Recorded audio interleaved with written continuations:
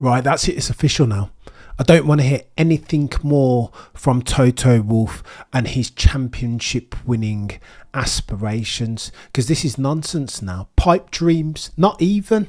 That would be an overstatement in terms of the boy who cried, Toto Wolff. Because for the longest time, the oldest story in F1 history, is it not, is that F1 success is a function of your people. Get the best in and make sure you keep them for as long as possible if indeed you do harbour aspirations of winning a race, let alone a bloody F1 championship. So today news breaks officially, and it had been rumoured for a while now, that Mercedes-Benz personnel, key personnel by the way, in Loic, Serra and Jerome have left and will be joining Ferrari as of October this year after having served their guarding leave. This, ladies and gentlemen, is absolute chaos. Say that you don't want to win a championship without saying that you don't want to win a championship, eh?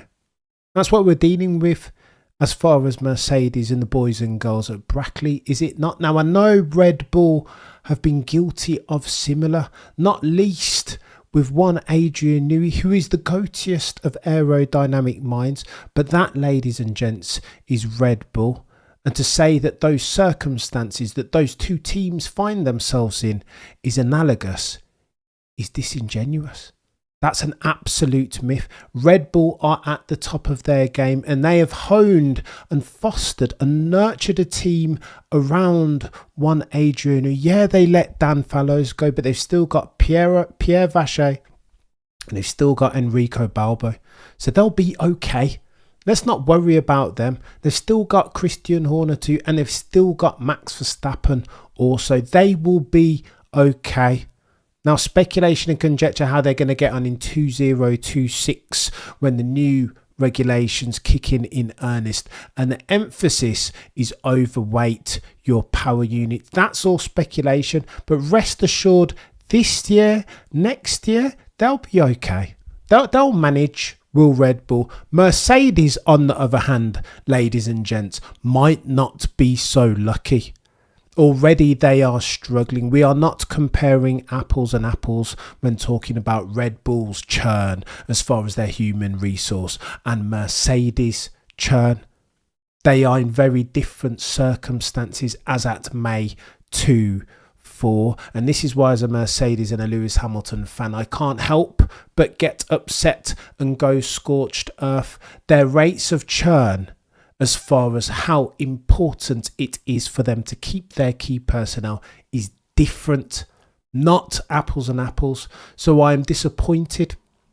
Jerome D'Ambrosio is one thing right. He'll go over to Scuderia Ferrari October of this year and become driver academy bod alongside Charles Leclerc, Jacques Clear, his manager. Cool. That's not a massive loss.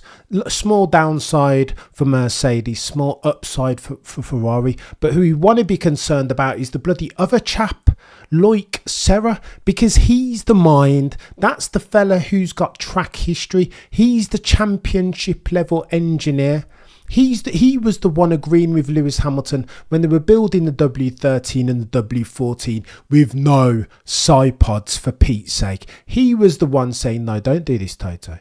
Don't do this, James. Don't do this, Mike. I think we might be barking up the wrong design philosophy tree.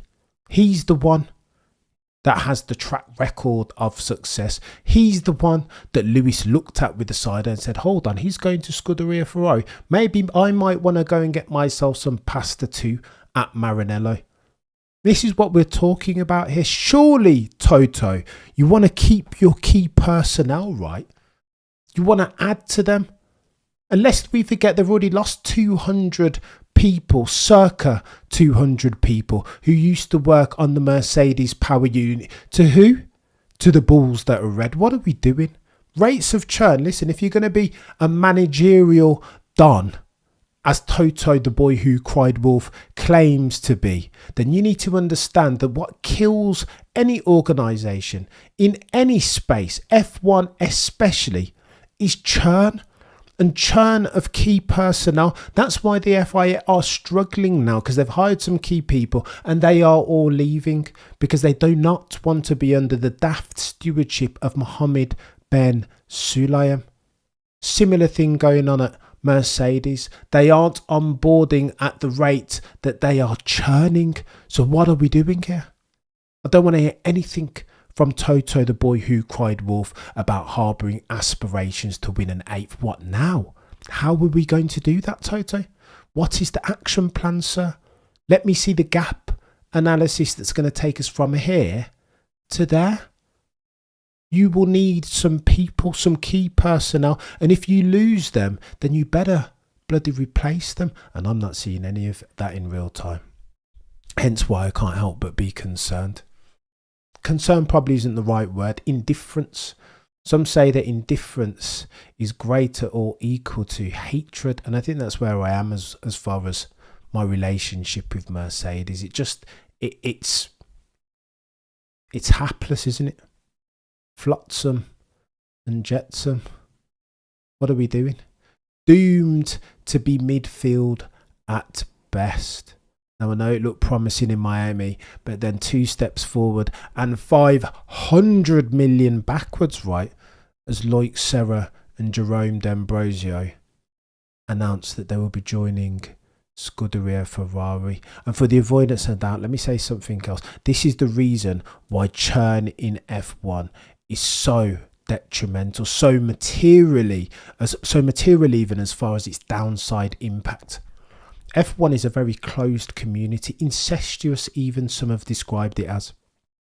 So when you leave one team, there is a downside impact, but then you join another F1 team. There are only 10 on the grid in May of 2024. So having lost them is downside to Mercedes, but it's a double whammy when you realise that they're joining one of their principal rivals over at Maranello, Scuderia Ferrari.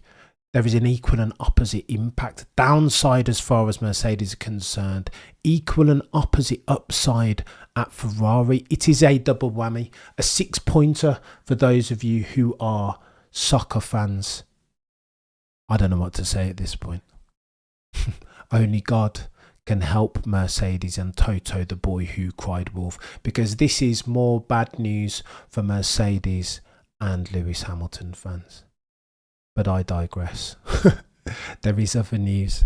Let's talk about Max Verstappen and this Kimi Antonelli stuff, because Toto Wolff for the longest time has been punishing himself for not signing one Max Verstappen. He's putting all his eggs in the Andrea Kimi Antonelli basket. So you best hope that that dude, as good as he looks, as much as he looks like Ayrton Senna, hope that he's as good as the Brazilian Ayrton Senna de Silva, because you are putting all your eggs in that basket, sir.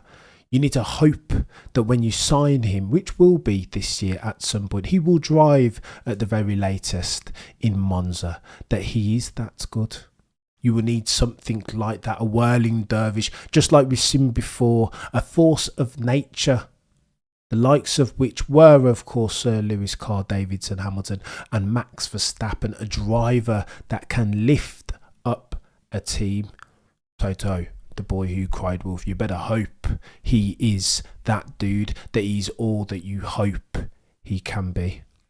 Because Max Verstappen is saying that he wants him to drive. Remember, lest we forget, that the rules around super license currently dictate that you need to be 18 years old and hold a license, a driver's license, in your country of birth. Kimi Antonelli, being 17 years old, isn't old enough to hold himself an Italian driver's license at this point in time. He turns 18 the week of the Monza Grand Prix. Max Verstappen has spoken out about this. He said words to the effect, I do not like this. I don't support this system. Supposing a 17-year-old is like I was, every bit as talented as I was, and should be in F1, are we having these draconian rules to make sure to prohibit their entry even? It doesn't make sense, says Max Verstappen. And I agree with him. In this era of Max Verstappen dominance when F1 is clutching onto every single why and incentivization to watch F1, when Stefano Domenicali is out here imploring fans not to turn off their TVs, not to cancel their Sky Sports subscriptions, to bear with F1 and try and indulge themselves in other plot lines and narratives down the back of the bloody grid. In that era, we need more whys to watch. And Max Verstappen is right. Supposing Andrea Kimi Antonelli and others coming through, supposing they do have the talent, supposing they do have the requisite commitment and driving skill to make it in the ultimate, the upper echelon motorsport series that is Formula One, and we're inhibiting that just because of age, it's nonsense. But again, one of a gazillion rules and regs that the FIA desperately want to institute for no bloody reason, Macon. What's the point? Chap, no, when you're talking about Toto Wolff, I too have lost faith for the avoidance of doubt. It's bonkers. I don't know what he's doing, Macon. At this point, I don't know what the solve is. Give me something. A Mercedes evangelist will say, Cameron, you want to be patient with Toto. Rome wasn't built in a day, but I feel like I have been bloody patient with them, 24, 36 months nearly. Made a wrong decision as far as the zero pod philosophy. Continue to roll it forward into 2025. I feel like I have been bloody patient. And at this point, when I'm hearing that news, I can only go scorched earth, despite my best endeavours. It's nonsense. McLaren race. Oh, you guys are killing me.